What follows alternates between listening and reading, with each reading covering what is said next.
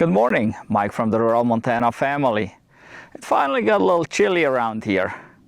According to our outside thermometer at the house, it is 4 degrees Fahrenheit, that is. That would translate into about minus 15.5 degrees Celsius. We like it like that around here. But what about our Tesla Model S here? It's a 2013. How does it deal with these cold temperatures? Well, let's figure it out.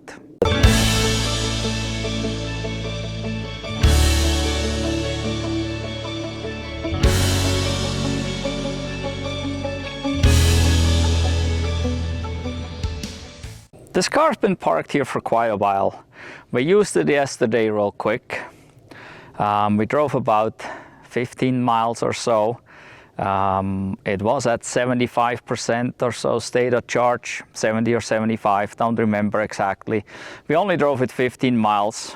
Obviously it's not plugged in anywhere here, so we had to preheat it out here without it being plugged in, drove it, came back, and so we parked it about 20 hours ago here. And it was 14 degrees out when we parked it, and it was at about 50% state of charge at the time. And it's been sitting here, and now this morning it's a little colder. We haven't done anything to the car at this point, no preheat of any kind, and it hasn't been plugged in for quite some time. It was parked here several days before, just sitting here, and so the battery has had time to cool off pretty good. It is a 2013, and so I don't expect it to work as great as our 2018 Model 3, but let's get the snow off and get inside.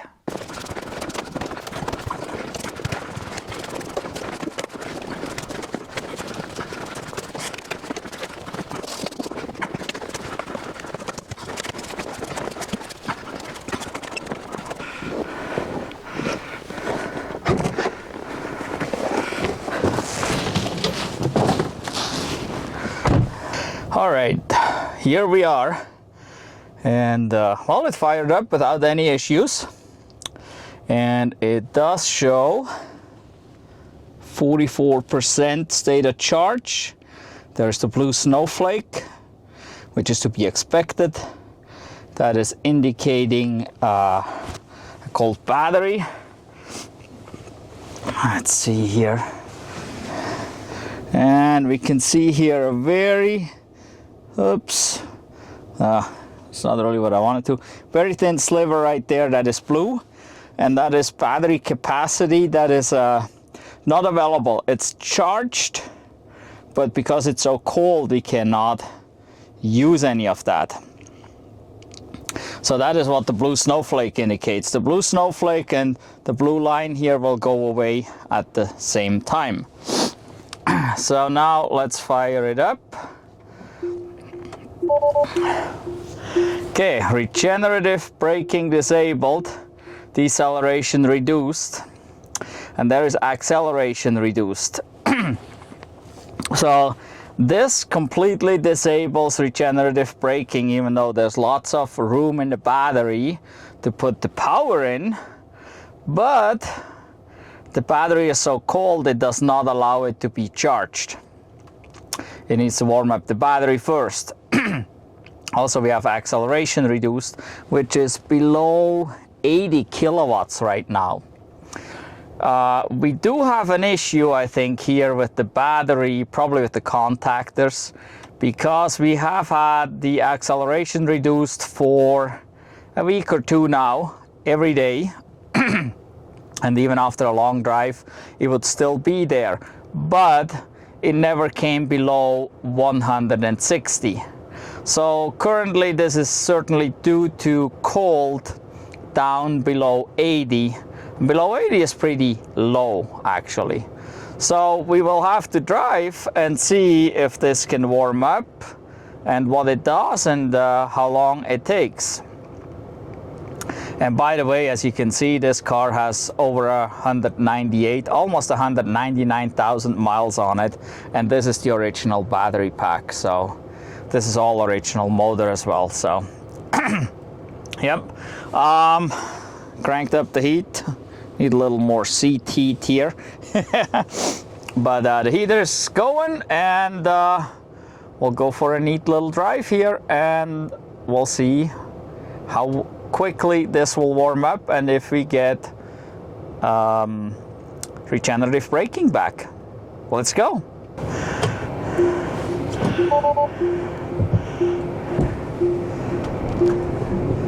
Off we go.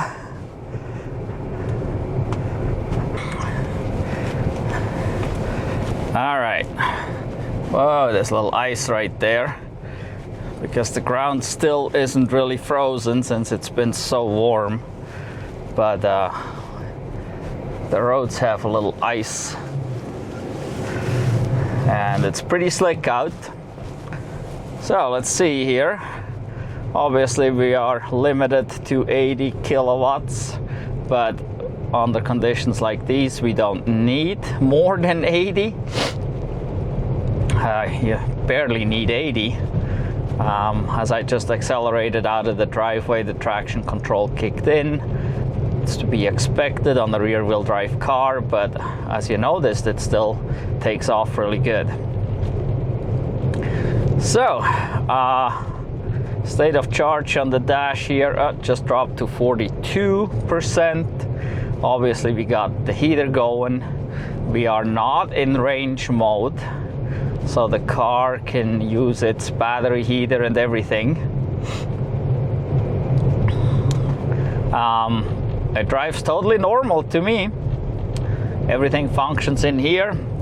It's already getting warm in here. It's blowing nice and toasty at me. So that is a great advantage of electric cars. We are going just about 40 miles an hour here, roughly, according to the speedometer. So we'll have to see how far we have to drive for the regen to start. Oh, there I gotta step on the brake a little. This guy is only going like 20. So one of the big things I want to point out, we are driving under conditions like this quite frequently throughout the winter.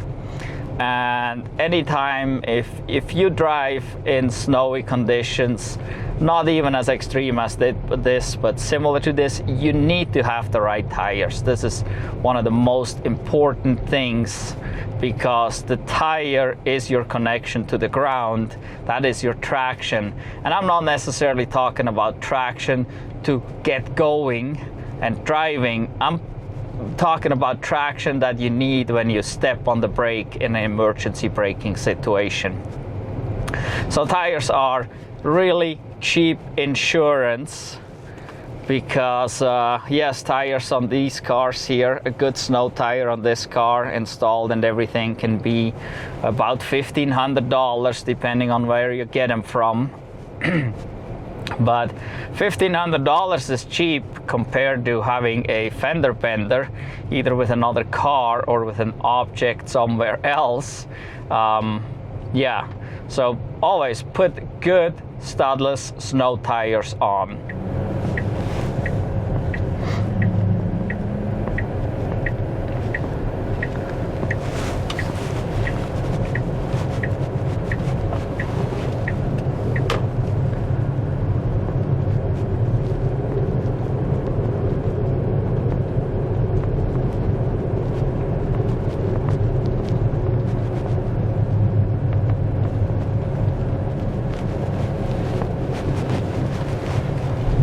We drove now, let's look here at trip B, 6 miles, and we used already 3.3 kilowatt hours, because we're up to 543 watt hours per mile. Well, we got the heater going, so that definitely does not help, having to heat up the car inside as well as the battery. And you can see the blue snowflake still there. We're showing 38% right now. And let's see here, you can still see the blue line. As I said, the blue line will go away with the blue snowflake. And here it shows 7 degrees now, and that is possible. It's usually a little bit warmer once we come out here, but it's beautiful out. And we have nicely snow-covered roads, so let's keep going further. We are in about 4 inches of snow here, and it's pretty slick, obviously. But let's see what happens here when we get going. You can see the traction control kicks in and is still on, but you can see we're gaining speed along with the traction control. So this is one of the amazing things that electric cars do, especially Teslas. I mean, this is a rear-wheel drive and it just took off like no problem. I was able to hold the camera and steer getting onto the road, so really no big deal. Okay, so our state of charge just dropped to 37%, and the blue snowflake is gone, which means the blue line is gone as well. So the battery pack warmed up to a decent amount that at least it's not considered frozen anymore. We still have the acceleration reduced, but it's close to 160. And as I said, we had issues with that for a couple weeks now, so I'm not sure that it's gonna go much higher, but not necessarily due to the cold. We'll see. And regen is still disabled, so I just let go off the throttle or off the accelerator, and yeah, we're just cruising right along. It doesn't regenerate yet. So we'll see how far we have to go before we get regeneration. All right, let's see if we can stop here real quick. I just got regen back, or almost. You can see there acceleration reduced is still showing, but we also have this line right here now, this low line right there, and that is our regen restriction. So we can get what, maybe a sliver of regen, but what I found actually is, so let's accelerate, let's see, and decelerate. It does not go into regen. It took the disabled away, but you can see it does not go green. So we accelerate,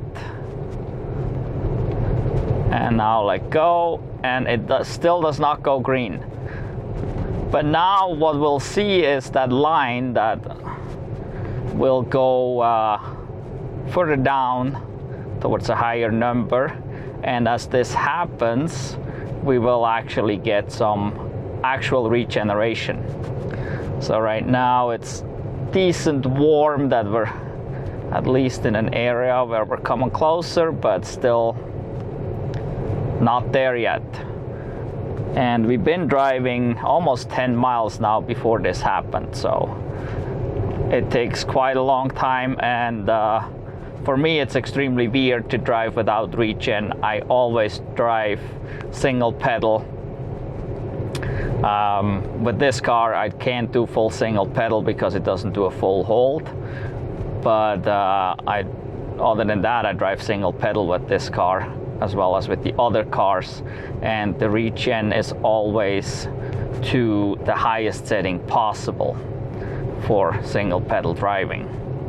So we can see the line starts going down slowly, but still not enough to get any actual regen. So we have a base load, I guess, that it shows on there, which is the heating, and unless we can overcome that base load on the regen side, we don't show any regeneration.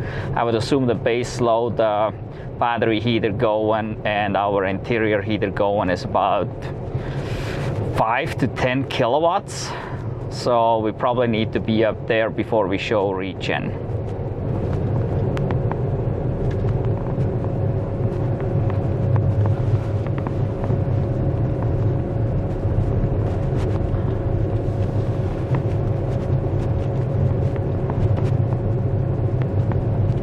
You can see the line, the line that shows the consumption there that goes up right now. When I now let go of the accelerator pedal, it actually makes it down pretty much flat, which means it's regenerating a little bit and it's almost overcoming the base load that we have from the heaters, but not enough yet to put anything back into the battery. It just barely gets there.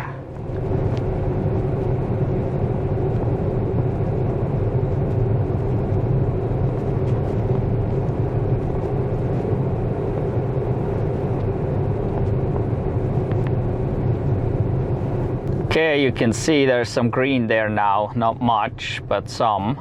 So we can accelerate and let go, and it will go green a little bit. The restriction is about a little over 10 kilowatts there. So not going very fast, so I can't get too much regen out of it, but at least it's overcome the base load we have and actually has the capability to put some back into the battery. And we've been driving 12.5 miles at 595 watt hours per mile. So we're down to 32%. And so now we came to the Interstate, and we'll get onto the Interstate here. It looks somewhat decent, not like close to black pavement, but we'll get on and we'll see.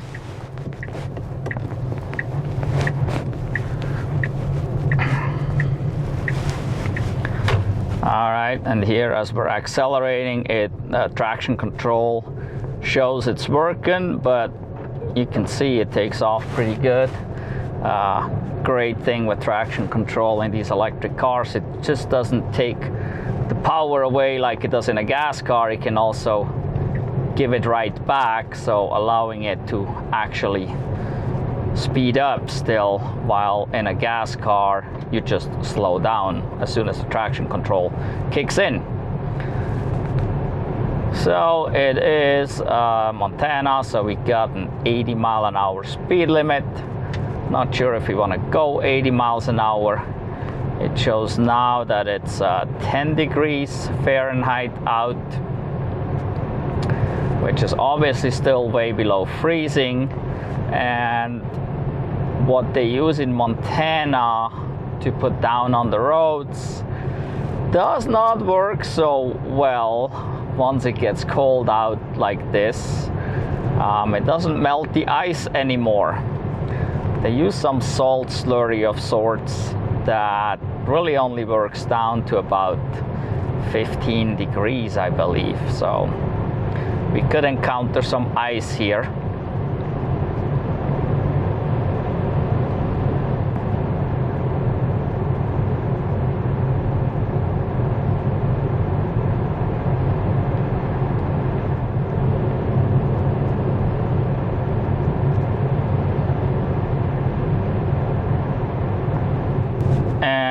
We just got 199,000 miles right there.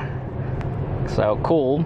But you also can see the regen restriction works its way up to higher numbers there, as we have a little higher loads here on the driving on the Interstate. We put a higher load on the battery pack, which that warms it up a little bit quicker, and as it warms up we get more and more regen available. We can get off here, see it makes it almost to the line there. So we're doing pretty good. We're almost 18 miles into the trip now. Consumption is 561 watt hours per mile. So that is not so good. But that said, we started with a completely cold car. And that's why you want to leave your car plugged in if possible, because then it can keep the battery temperature up higher a little bit, or it will if it has free power available. It will usually keep it a little warmer. Also, then you want to preheat it while you're plugged in, so you bring your consumption down while driving. It's already warm by the time you get in the car. As well as you want to schedule your charge so that the battery is just being charged close towards when you will be leaving, because charging the battery will also help warm up the battery. So these are all things to bring that consumption down and thus your range up. So we're almost at 30 kilowatts of regen there. We're already down to 27% charge.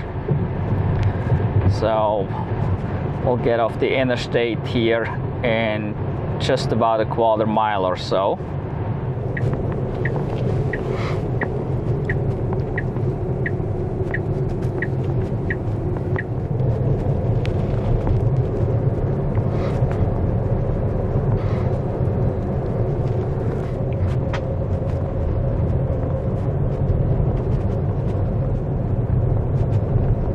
So we are now almost 24 miles into this trip, still at 518 watt hours per mile.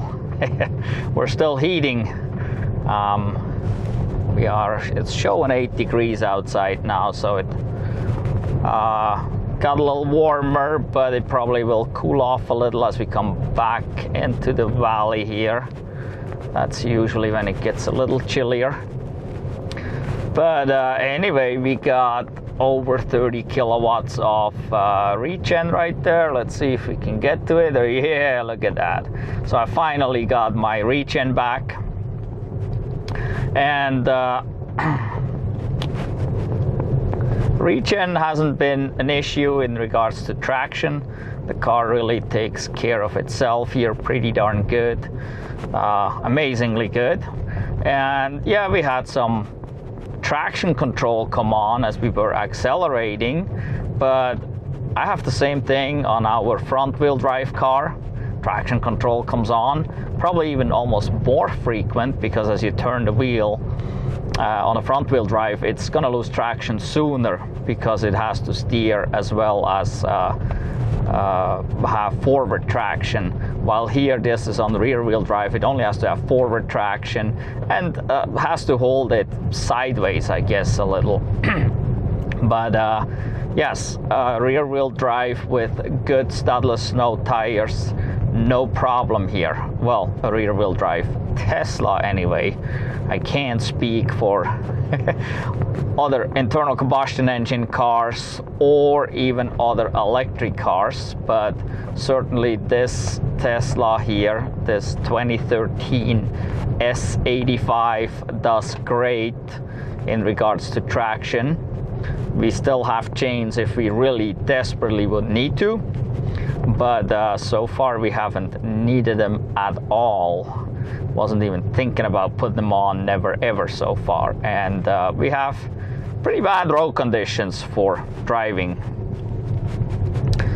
So yeah, let's drive all the way home and see, maybe we actually get regen back. It's going up towards the 60. It should go away any second. Probably as soon as I take the camera away, the regen restrictions going away.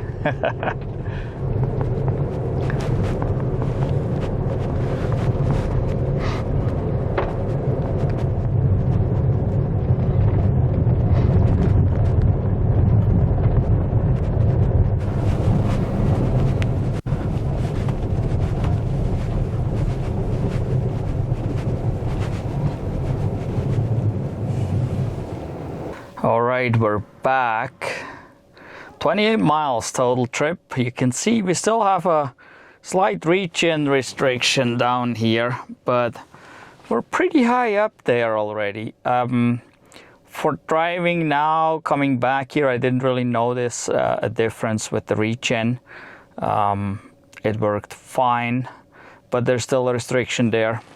The acceleration restriction up here, I think, has to do mainly with our issue. I think there's an issue on this car with the contactors, because that it's been there for a couple weeks and it was even warmer out than we even did a 300-mile drive. So I don't think this is related to the current cold conditions here. And it shows 8 degrees right now here. We're down to 21%. We averaged 509 watt-hours per mile. Like I said, preheat while you're plugged in, and schedule your charge if you're plugged in outside, so you can bring your consumption down, which brings your range up. So I think it did pretty good. I mean, this car is now, well, it's the end of 21. And it is a 2013, so it is a few years old now. It has almost 200,000 miles on it, so I would say this car done pretty good for old technology. There definitely was no issue with traction, but this is due to us running Studless Snow tires on our vehicle, so I cannot stress that enough. If you run in winter time like this, cold, with snow, even if you don't have as much snow as we do, Studless Snow tires are the way to go. They're so much cheaper than having a fender bender of any kind. But in regards to battery technology, this thing certainly lacks a lot compared to our Tesla Model 3 and our Chevy Bolt. Both of the others will get some restrictions in acceleration and regenerative braking, but the restrictions go away much faster and are not as tough. They limit a lot less, so we get more regenerative braking right away, and we get more much sooner than here. So with the Chevy Bolt or our Model 3, the restrictions pretty much would be completely gone after a 28-mile drive with those temperatures that we're having right now. We actually have some videos, especially of the Chevy Bolt, where I took it out and it was super cold. And I'm going to put a link here at the top of the screen, so go check that out. If the link doesn't pop up, look down below in the description. But go check out that video and you'll see that the Chevy Bolt is actually amazing. But that said, the Chevy Bolt is a 2020, so it's 7 years newer. Even our Tesla Model 3 is a 2018, so it's 5 years newer. And technology just has improved so much in that time, and there is a noticeable difference. But overall, I mean, it works better than an internal combustion engine car in these cold temperatures. That's definitely. I mean, yeah, I didn't have any problems. I got in, it starts right up, we're ready to go. The only thing we didn't have is regenerative braking, so I had to use the brake pedal. Well, I guess that's it for today. And if it actually, hopefully, gets colder than this here in a couple weeks in January, we hope so, but we don't know. The weather's been doing weird stuff, been extremely warm, but we're hoping for a little more cold here, like maybe -10, -15, or -20 degrees, and then we'll see if we can do another test, hopefully, and see if we can handle even colder temperatures. In any event, please give us a thumbs up for this video. If you haven't done so yet, subscribe to our channel. Thank you for watching. Goodbye.